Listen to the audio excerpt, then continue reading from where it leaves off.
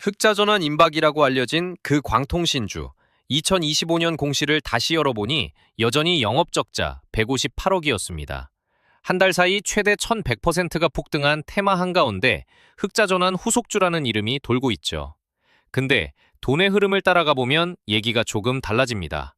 2025년 확정 실적과 2026년 전망이 섞이면서 연도가 한 칸씩 밀려 있었거든요. 같은 테마 안에 실적이 실제로 개선된 이름과 기대감만 남은 이름이 뒤섞여 있는데 지금부터 그 둘을 가르는 기준을 숫자로 정리해드립니다. 요즘 증권 커뮤니티를 둘러보면 광통신이라는 단어가 안 나오는 날이 없습니다.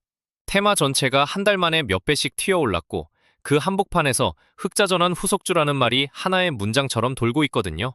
대한광통신은 이미 갔고 다음은 오이솔루션이 흑자전환 임박이다. 이 한 줄이 수많은 단톡방과 종목 토론방을 떠도는 중입니다. 숫자로 보면요. 상승률이 진짜 말이 안 됩니다. 대한광통신은 최근 1년 주가가 플러스 3,517%, 52주 저점 541원에서 15,800원까지 올라온 구간이에요. 이노인스트루먼트는 359원에서 4,340원, 플러스 1,109%, 우리로는 1,605원에서 11,860원으로 플러스 638%, 광전자 약 플러스 755%, 기가레인 플러스 460%, 빛과전자 플러스 332% 수준입니다. 한 달 기준으로 테마주 상승률 1위가 이노인스트루먼트였고 코스피 코스닥 통틀어 최상위권을 광통신주가 싹 휩쓸었습니다. 그럼 이 서사가 왜 이렇게 단단해졌을까요? 배경을 짚어보면 크게 세 가지예요. 첫 번째, 2026년 3월 17일 엔비디아 GTC 2026에서 젠슨 황 CEO가 광통신, 그러니까 광학 컴퓨팅 인터커넥트를 차세대 AI 인프라 핵심으로 직접 지목했습니다. 두 번째, 그보다 앞서 3월 2일에 엔비디아가 루멘텀 홀딩스와 코이어런트에 각각 20억 달러씩 합쳐서 40억 달러를 투자한다고 발표했죠. 원화로 약 5조 8천억 원 수준.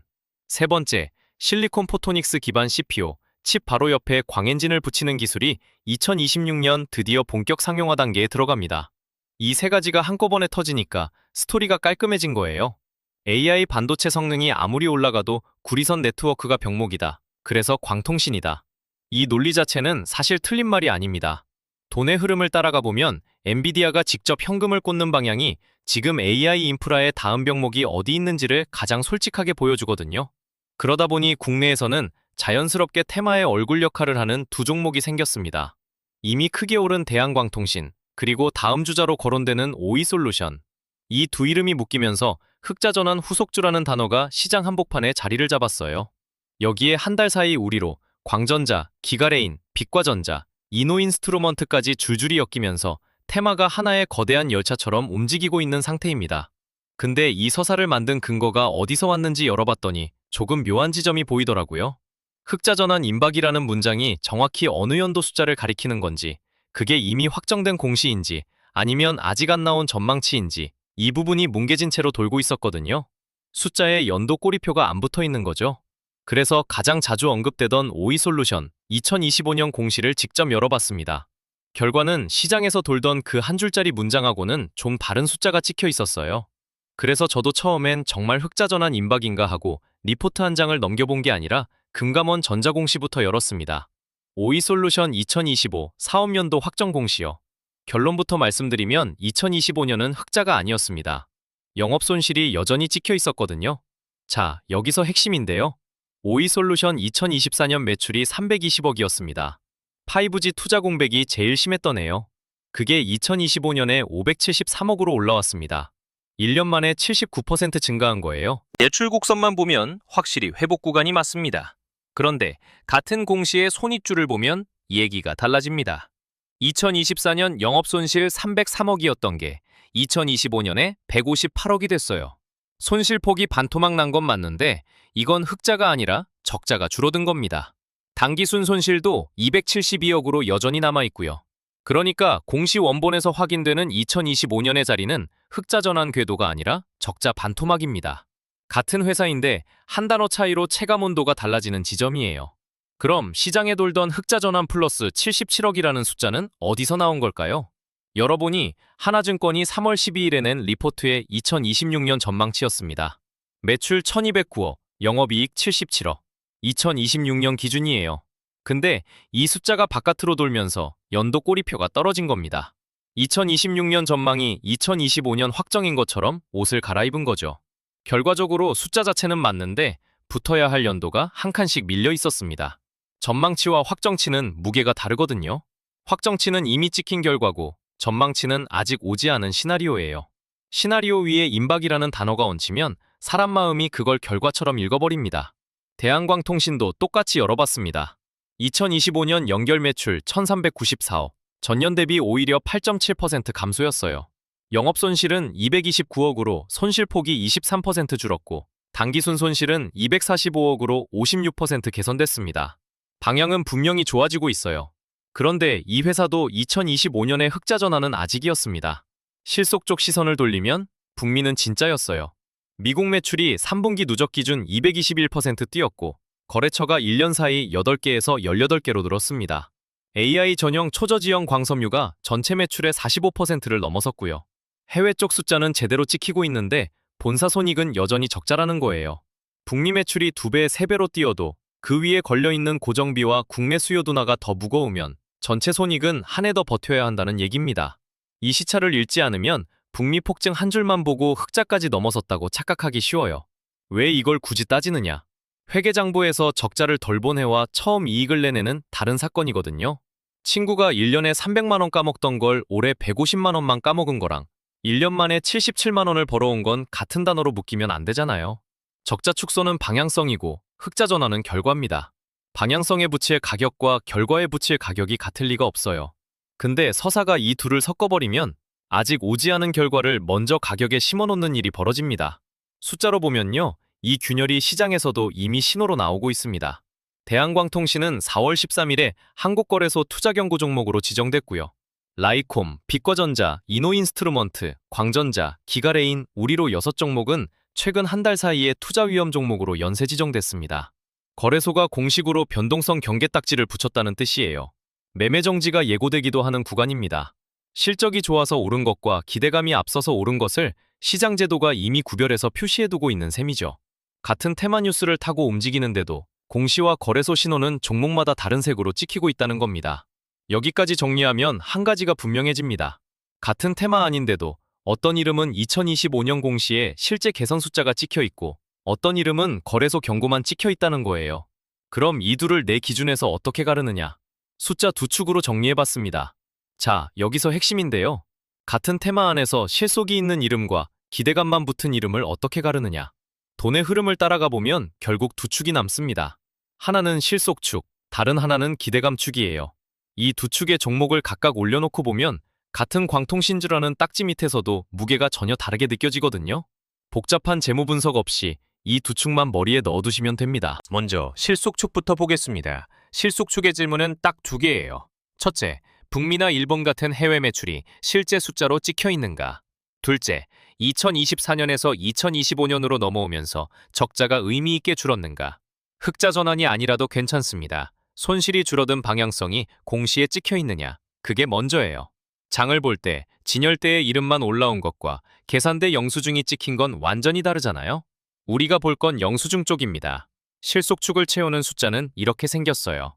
오이솔루션은 미국 대형 고객사한테 25억 원 규모 파장가 변형 트랜시버 양산 수주를 확보했고 2025년 9월엔 에릭슨 공식 벤더로 등록됐습니다. 일본 NTT에는 FTTH용 광 트랜시버를 대량 공급하면서 이 제품 하나로만 2025년 신규 매출 100억 원대가 잡혔어요. 무선 비중이 90%를 넘던 회사가 2025년 3분기엔 유선 비중 48%까지 올라오면서 매출 구조 자체가 바뀌었고요. 대한광통신 쪽은요, 2025년 3분기 미국 매출이 전년 동기 대비 플러스 221%, 미국 내 거래처가 8개에서 18개로 플러스 125% 늘었고 2026년 2월엔 글로벌 AI XR 플랫폼 기업에 864코어 광섬유를 54억 원 규모로 공급 계약했습니다. 북미 3대 빅테크와의 장기 독점 공급 보도까지 붙었어요. 해외 매출 축에서 실제 영수증이 쌓이고 있다는 얘기입니다. 그럼 기대감 축은 뭘 봐야 할까요?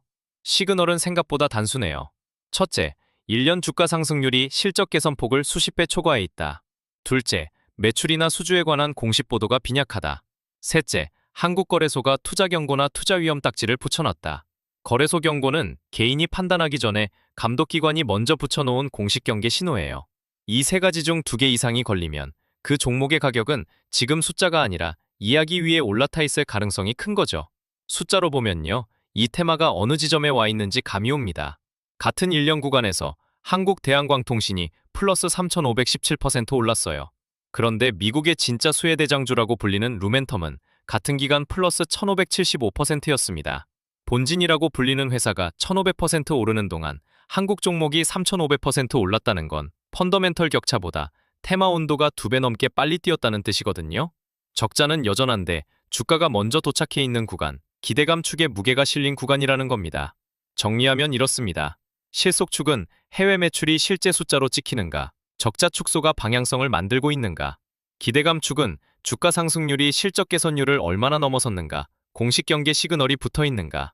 이 두 축을 따로따로 체크하면 같은 테마 안에서도 종목이 어디에 서 있는지가 꽤 선명하게 갈립니다. 중요한 건 한 종목이 반드시 한 축에만 들어가는 것도 아니라는 점이에요. 그럼 이 축의 실제 이름을 하나씩 대입해보면 어떤 그림이 나올까요? 바로 이어서 보여드릴게요. 자, 그럼 이 두 축을 실제 테마 명단에 대입해볼게요. 먼저 말씀드리면 지금부터 나오는 종목 이름은 어디까지나 사례입니다. 사라는 얘기도 팔라는 얘기도 전혀 아니에요.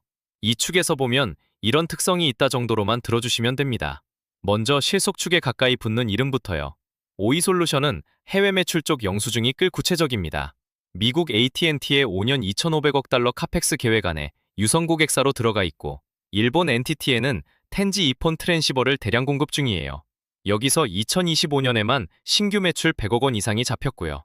여기에 2025년 9월 에릭슨 공식 밴더 등록까지 붙었습니다. AT&T, NTT, 에릭슨, 이 세 이름이 한 회사 고객 명단에 동시에 올라와 있다는 건 말로만 도는 수주가 아니라는 뜻이거든요. 기술 쪽에서도 세계 세 번째 파장가 변형 광 트랜시버를 쥐고 있어서 축 자체는 비어있지 않습니다. 다만 한 가지, 2025년 확정 실적은 여전히 영업손실 158억이에요. 실속 축은 채우고 있지만 적자 해소 축은 아직 미도달. 전망과 확정을 섞지 않는 시선이 여기서 필요합니다. 대한광통신도 비슷하게 봐야 합니다. 북미 매출이 실제 숫자로 찍혀 있거든요. 2025년 미국 매출 플러스 221%, 거래처 8개에서 18개로 늘었고, AI 데이터 센터용 864코어 광섬유 54억 원 공급 계약이 공시에 올라왔어요. 해외 매출 축에선 분명히 실속입니다. 근데 전체 매출은 마이너스 8.7%, 영업 적자는 229억 남아있어요. 적자 해소 축에선 아직 못 올라갔다는 얘기죠. 그래서 이렇게 정리됩니다. 해외 매출 축에선 실속, 적자 해소 축에선 미도달. 한 종목이 두 축에서 다르게 읽히는 겁니다. 반대로 기대감 축이 먼저 움직인 이름들도 봐야겠죠? 한국거래소가 최근 한 달 사이 투자 위험 경고를 연쇄로 붙인 6종목이 있습니다. 라이콤, 빛과전자, 이노인스트루먼트, 광전자, 기가레인, 우리로. 이노인스트루먼트 한 달 플러스 1109%, 광전자 플러스 755%, 우리로 플러스 638%, 기가레인 플러스 460%, 빛과전자 플러스 332%. 숫자만 보면 충분히 올랐는데 거래소가 공식 경계 딱지를 붙였다는 건 실적이 이 속도를 따라왔느냐는 질문이 걸려있다는 뜻입니다. 다시 말씀드리지만 이건 나쁜 종목이라는 얘기가 아니라 이 축에서 보면 이런 신호가 떠있다는 서술이에요. 저도 이거 처음 정리할 때 헷갈렸던 지점인데요. 한 종목이 한 칸에만 들어가는 게 아니거든요. 대한광통신처럼 한 축은 실속, 한 축은 미도달인 중간지대가 생기고, 오이솔루션도 엄밀히는 그쪽이에요. 그러니까 실속이냐 기대감이냐 이분법이 아니라 내가 보는 축에서 지금 이 이름이 어디쯤 서 있나를 나눠보는 겁니다. 숫자로 보면요. 시장 자체는 진짜예요. AI 클러스터용 이더넷 광 트랜시버와 CPO를 합치면 2026년 약 260억 달러. 전체 광 시장은 2025년 180억에서 2030년 900억 달러로 뛴다는 전망입니다. 근데 여기서 눈여겨봐야 할 대비가 하나 있어요. 미국 수혜 대장주라는 루멘텀이 1년 플러스 1575% 올랐거든요. 한국 대한광통신은 같은 기간 플러스 3517%. 진짜 수혜의 중심에서 2배 더 올랐다는 뜻이에요. 과거 2019년에서 2020년 5G 테마가 비슷한 구간을 지났던 기억이 있으시다면 지금 국면이 어느 지점에 서 있는지 감이 잡히실 겁니다. 자, 여기서 핵심인데요. 같은 지하철 노선이라도 역마다 혼잡도가 다르잖아요. AI와 광통신이라는 노선이 뜨거운 건 맞습니다. 근데 지금 내가 탄력, 그러니까 어느 종목, 어느 타이밍, 은 노선 온도랑 따로 봐야 한다는 거예요. 테마와 종목은 분리해서 읽는 겁니다. 그럼 지금 내가 봐야 할 세 가지는? 자, 여기서 핵심인데요. 한 달 최대 1100% 폭등한 광통신 테마 안에는 매출 320억에서 573억으로 올라온 이름이 있고 거래소 경고 딱지가 붙은 이름이 있었습니다. 흑자전환 플러스 77억은 2026년 전망치였고 2025년 공시에 찍힌 건 적자 축소 단계였죠. 같은 테마 안에 실적이 증명된 이름과 기대감만 담은 이름이 섞여 있었던 겁니다. 그래서 지금부터 내가 봐야 할 세 가지만 정리해 드릴게요. 첫째, 연도 꼬리표를 확인하세요. 흑자전환이라는 단어를 볼 때마다 그게 2025년 확정 공시 숫자인지 2026년 전망치인지 분리해서 보는 습관. 숫자에 연도가 붙어 있지 않으면 일단 한번 의심해 보는 게 맞습니다. 둘째, 이 축으로 스스로 분류해 보세요. 관심 가는 종목을 해외 매출이 진짜 숫자로 찍혔나와 적자 해소폭이 유의미한가 두 축에 올려놓고 따져보기. 거래소 투자 경고 위험 지정 여부는 보조 필터로 같이 확인하시고요. 셋째, 테마와 종목을 분리하세요. 광통신 시장 자체가 180억에서 900억 달러로 커지는 건 방향이 맞습니다. 근데 그 흐름과 내가 지금 타는 종목, 그 타이밍은 별개의 문제예요. 한국 대장주가 루멘텀보다 2배 오른 구간의 의미 한번 따져보시는 게 좋습니다. 이 영상은 어떤 종목을 사라거나 팔라는 얘기가 아닙니다. 테마 뉴스를 볼 때 서사와 공시를 분리해서 읽는 근육을 만드는 게 목적이에요. 다음 공시 시즌에 같은 렌즈로 다시 열어보면 지금과는 또 다른 숫자가 보일 겁니다. 돈의 흐름은 결국 숫자로 증명되니까요. 이런 렌전즈가 계속 필요하다면 구독하고 알림 켜주세요. 다음 테마가 나올 때 또 같이 숫자로 열어보겠습니다.